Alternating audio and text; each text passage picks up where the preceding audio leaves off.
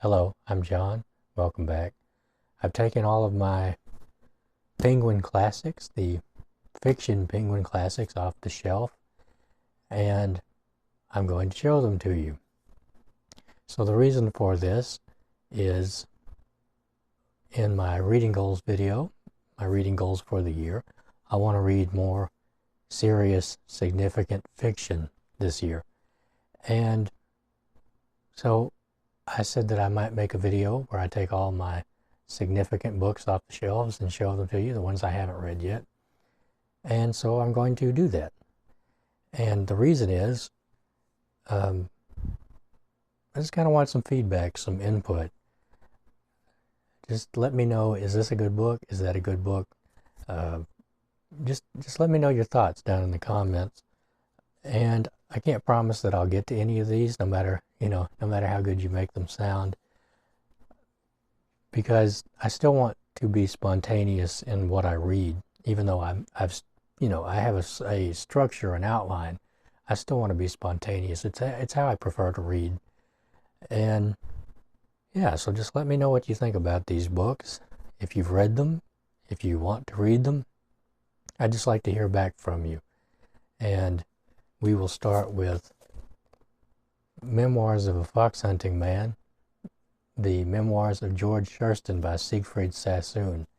I really don't know much about this particular book, except I do know who Sassoon was. He went off to World War I. I can't remember if he was injured or not, but he came back to Britain and he wrote, I can't remember if it was a book or an essay. It was very anti-war, made a lot of people angry. And I think I actually have another book by Sassoon somewhere around here, but I just never seen this book before, and I picked it up. I'm not really interested in fox hunting. I don't know if that's a really big part of this book. It probably is more of a symbolic thing. The British upper classes like to go fox hunting. It was kind of a symbol of wealth. And I assume that's kind of what it is, that fall from innocence, fall from innocence into the war and all that. Okay. Next is a Portrait of the Artist as a Young Man by James Joyce. I haven't read any Joyce before. Well, that's not true. I read a short story of his. I can't remember the name of that short story, but it's very famous and it's also very good. He wrote Ulysses, of course, which I have pretty much no interest in reading. It's just not really my style of writing. But I don't know about this. Is this semi-autobiographical or autobiographical? Is this a novel? Or I'm really not sure. I just grabbed it one day for $1. Here is The Legend of Sleepy Hollow and Other Stories. Now I have read The Legend of Sleepy Hollow. I've read a little bit of Washington Irving, so this isn't completely new to me, and I keep meaning to get to this.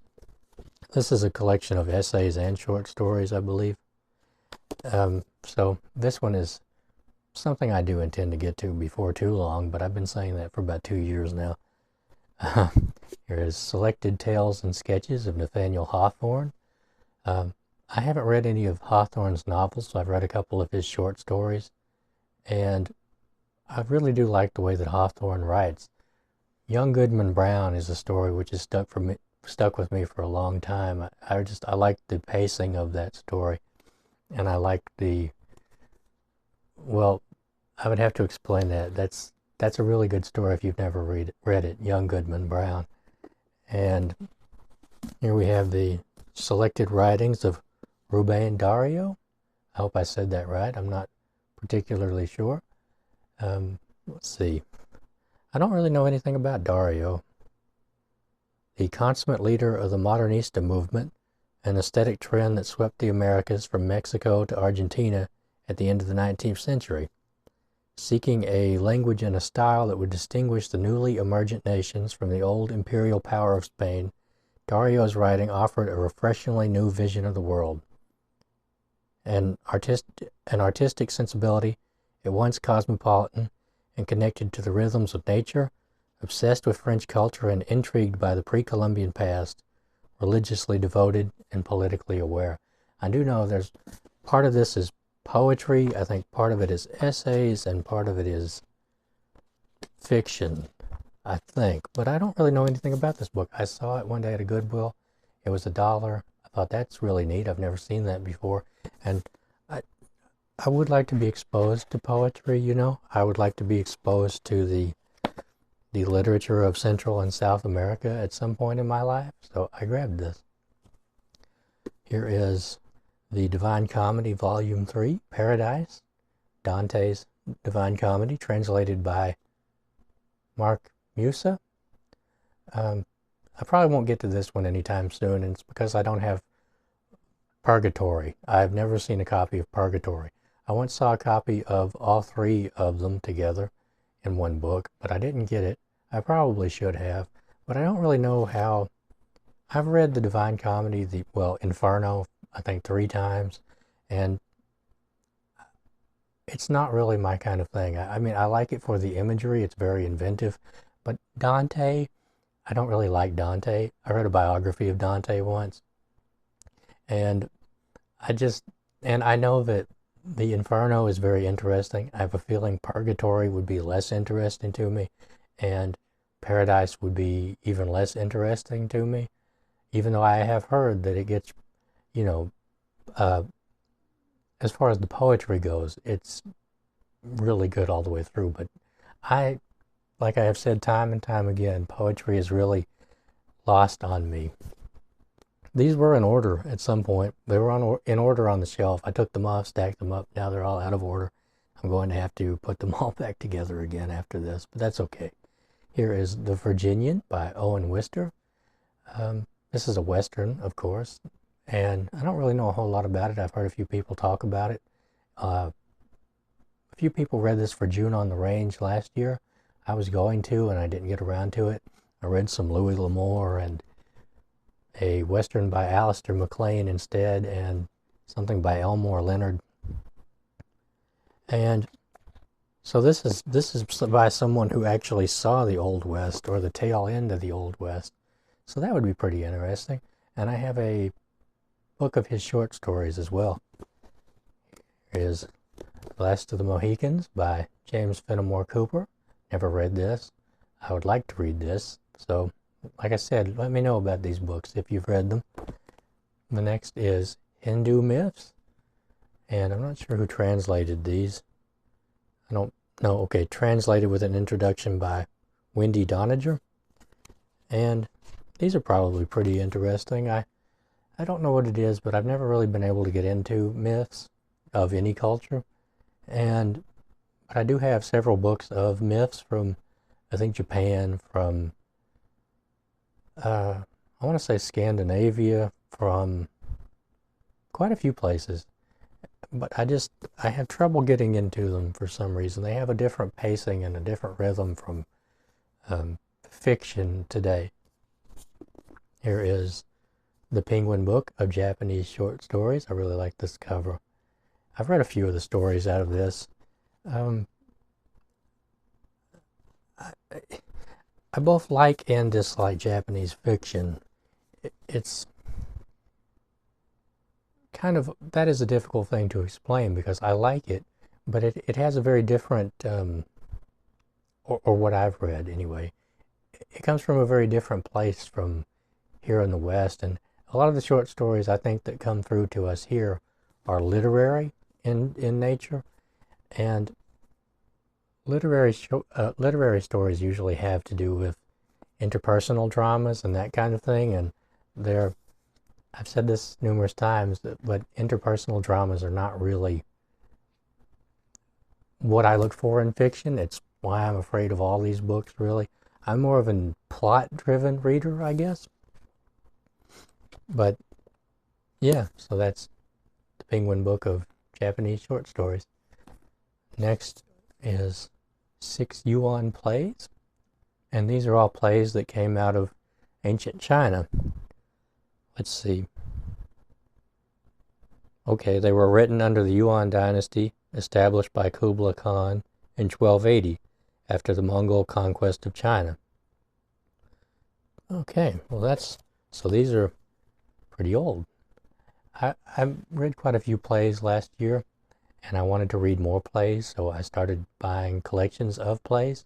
I still want to get to plays, and that's, I forgot to put that on my list with the novels and short fiction, but I really would like to read the plays that I have this year, and I'm pretty sure I could read them all this year. I mean, they're meant to be consumed in one sitting generally, so that probably wouldn't be too tall of an order. Here is The Moonstone by Wilkie Collins, with this annoying sticker I haven't been able to get off. I've picked at it and picked at it. It's stuck on there really good. I don't know a lot about Wilkie Collins. I've read a couple of his short stories. I know he was friends with Charles Dickens, right? And this is one of the first mystery novels. Next is a book I did try to read, and I read probably about 100 pages of it, and it just wasn't the right time for me. I was trying to read it a chapter a day, and it just didn't work out, and that is Don Quixote by Cervantes. And I will read this someday, but I will probably not read this year. I've heard that there's a better translation out there, or maybe not a better translation, but one that's more suited for somebody like me.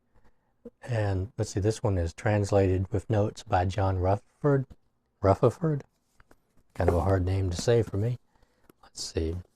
The Phantom of the Opera by Gaston Leroux. Seen that movie, the original movie from the 20s. Or, you know what, it's probably older than that. Who was in that movie? Anyway, it doesn't matter. Is it Lon Chaney? It's been a while since I've seen that. Next is On the Road by Jack Kerouac. I'm not a big fan of Jack Kerouac, even though reading his books, his major works, really does fit into my 60s project that I've talked about before. Even though he wrote On the Road, I want to say in early 1950. Right? Or the early 1950s. See, this was first published in 1957, but I think he wrote it earlier than that. I may be wrong about that and be confused. So, yeah, this fits into that 60s project I've talked about, even though it's not really a 60s project. It's what led up to the 60s, from the end of World War II up until about 1980. So what led up to it, the 60s, the chaos of the 60s, and then the aftermath of the 60s. And then we have The Red Badge of Courage by Stephen Crane. The Master and Margarita by Mikhail Bulgakov. Kind of afraid of this one. This is quite an old book. Let me rephrase that. It's not quite an old book. I mean, it is, it's older than me by far, but it takes place during the Russian Revolution, if I remember that right. Yes, The Devil Comes to Moscow, right? Here is Edgar Huntley, or Memoirs of a Sleepwalker by Charles Brockden Brown. I don't ever hear anybody talk about Charles Brockden Brown, except negatively. I say that his writing is really bad, and I've read a few pages of his other novel, Wieland, not sure how to pronounce it, and it seemed really bad. So I'm really interested in this one. If you've read this one, let me know. Is it any good? I don't know. Next is The Aleph and Other Stories by Jorge Luis Borges. I don't ever know how to pronounce his name. And I should know how to pronounce his name because I once watched an interview with him with William F. Buckley. Well, it was a really interesting interview, actually. And I've read Borges before, and once again, I am a plot-driven reader, basically, when it comes to fiction. So Borges weaves, and he builds these plots, these intricate plots, and sometimes I'm thinking, come on, get to the point here. But that's entirely me. That's not, there's nothing. I actually really like his writing. I just feel like I don't appreciate it very well. There's the Decameron by Giovanni Boccaccio. My question to you is this entirely erotic stories? Every time I flip this book open, it's an erotic story just about. And I like the idea of this. This is the one where they all gather together in a villa and tell stories to each other to escape the plague, right? That's pretty interesting. And I have actually thought about maybe reading this in the same amount of days. That it's divided into, I think, 10 days, and there are so many stories in each day. And I've thought about doing that if I ever do read this, but that may be more of a commitment than I'm willing to make. Here is the Aeneid by Virgil. Aeneid, I hope I pronounced that right. And I'm kind of afraid of Virgil.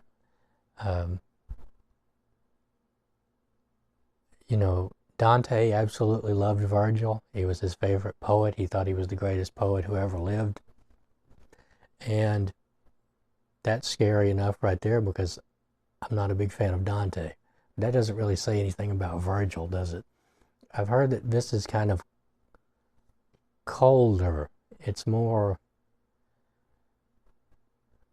well, I can't really say. I've only heard other people talk about it, but I've heard that this is not nearly as entertaining as, say, Homer or Dante, and that frightens me because I don't really enjoy Dante or Homer all that much. I appreciate them for what they are, and I've read them. I don't know, they're hard for me to get through. That's why I want to do this project. I want to be able to read these books, and even if I don't quite enjoy them, I would like to come out on the other side understanding why they're great, if that makes sense. I would like to see them,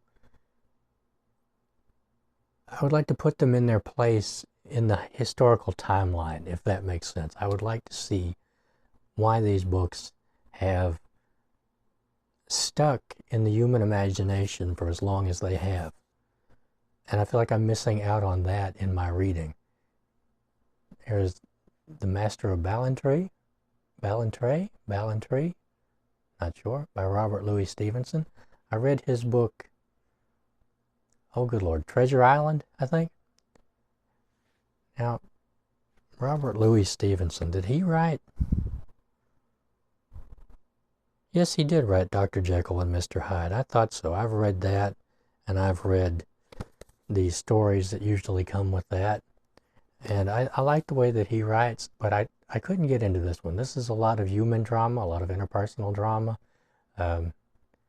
This is one of those stories where the beloved son, who is kind of a bad guy and shouldn't be liked, is liked, and the good son, who everybody should like, they don't really care for him. As far as I read about 75 pages of this or so at one point. That was those were always difficult stories for me to read. Here's A Sentimental Journey by Lawrence Sterne, with an introduction by A. Alvarez. I don't really know a lot about Lawrence Sterne. I remember Ernst Junger in Storm of Steel read Tristram Shandy quite a bit when he was on leave.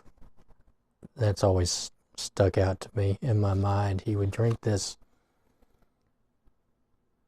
advocat, which is kind of like a liqueur with egg yolk in it. Yes, so if you've never read Storm of Steel, you have no idea what I'm talking about. Storm of Steel is a memoir of World War I by a German soldier. And it's kind of a detached story, or he's rather detached, explaining these things that he did. Anyway, I'll talk about that some other time, but this is A Sentimental Journey. This is from I want to say this is from the 1700s. Yes, and I have really no idea what this is about. So, yes, let me know. Here is The Dark Eidolon and Other Fantasies by Clark Ashton Smith. I really liked his story. I can't remember the name of it right now. I wanted to read more Clark Ashton Smith, and I tried to read a story out of this, and it was just so very much different from the other story that I read that it threw me off a little bit. So I'm going to have to return to this one of these days. Next is Lewis Carroll's Adventures in Wonderland and Through the Looking Glass. I've never read this. I saw the animated movie a few times when I was younger. And, yeah, so I read, good Lord, what's the name of that? The Wizard of Oz last year and really, really liked it. I don't know if, I'm sure their styles are quite different, but it led me to want to read this also. Here is Vathek and Other Stories by William Beckford. Vathek? I'm not sure how to pronounce that either. I wish I was better at pronunciation. I don't know what this is about either. So, a journey in the halls of Eblis or hell in pursuit of knowledge. Well, that sounds interesting. That's probably why I bought it. I'd never seen it before, but I think I heard somebody talk about it one time. Here is Four Tragedies and Octavia by Seneca. I'm guessing that's Seneca the philosopher, right? Who wrote, did he write on the shortness of life? Is this the same Seneca? These are plays, and like I said, I want to read more plays. Here is Death of a Salesman by Arthur Miller. And I've never seen the movie of this. I've never seen the play of this. I know a very small amount of what it's about. I've read about it quite a bit, actually, in other books, particularly psychology books and things like that. Books about existentialism, they make reference to this book quite a bit, but I've never actually read it. It seems pretty short, but I've also heard it's kind of sad, and sad is not something I always need in my life. And the last book, or the last Penguin classic, I've got a few more I'm going to show here. Yes. Here's the three Theban plays by Sophocles: Antigone, Oedipus the King, and Oedipus at Colonus. I've read about the Oedipus myth quite a few times because I've read some of Freud, I've read quite a bit of Jung, and I've read quite a few psychology books where it's referenced, I really don't understand the whole thing. I know a little bit about it. I know what happens to Oedipus and everything, but I've never particularly been interested in reading the plays. But they're important, and I do want to read them. So like I said, this was $1. Most of these were $1. I got most of these at Goodwill's, and so the next few books are not Penguin classics. They're Oxford World Classics, but I thought I'd throw them in because they're on the same shelf. We have The Trojan Women and Other Plays by Euripides. More plays I want to get to. Hecuba, The Trojan Women, and Andromache, which, okay. Was Andromache the wife of Hector? Probably pronouncing her name terribly. Here is Troilus and Cressida by Geoffrey Chaucer. I don't know when I'll ever get to this because I'd like to read the Canterbury Tales first. And Four Major Plays by Henrik Ibsen: A Doll's House, Ghosts, Hedda Gabler, and The Master Builder. And only two more. The Metamorphosis of Ovid, or Ovid's Metamorphosis, rather, translated by A.D. Melville, and The History of Rasselas, Prince of Abyssinia, by Samuel Johnson. So that brings us to the end of this particular video, my Penguin fiction and my small collection of Oxford World Classics. So like I said, let me know what you think. If you've read these books, let me know about them. Love to hear from you. Thanks for watching, and I'll see you next time.